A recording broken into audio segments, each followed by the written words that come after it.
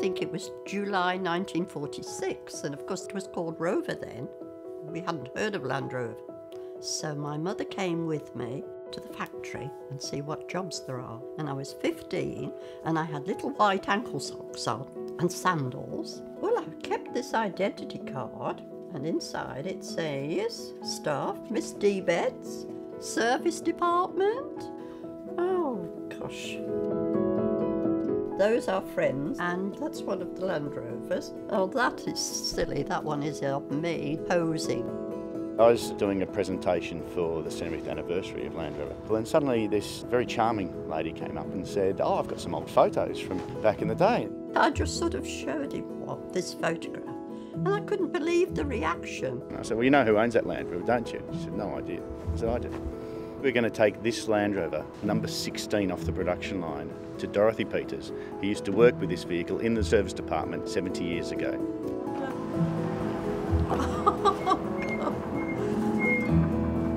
Is that the one that's on your photo? Hey Dorothy, I thought I'd bring an old colleague to see you.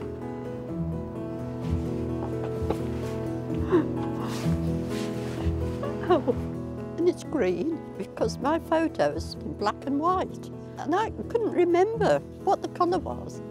You kept saying the number 16. Does it mean it was the 16th one? 16th Land Rover made. And you said you wanted to go around the jungle track. Yes. Well, we'd better take her around the jungle track, hadn't we? Am I dreaming? Welcome to the jungle. Oh, yes. What a splendid idea to do this. Oh my goodness. Oh, I'm going home. That's amazing. This vehicle can cope. There's the water we're going through. Oh, I want to tell everybody about this.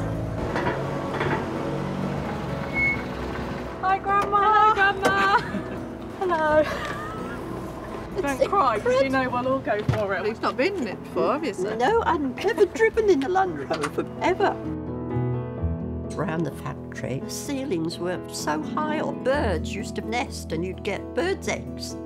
The Land Rover itself would say that, got that special feeling. Thank you everyone that's made this possible. I'm so grateful for it. I'm going to go on.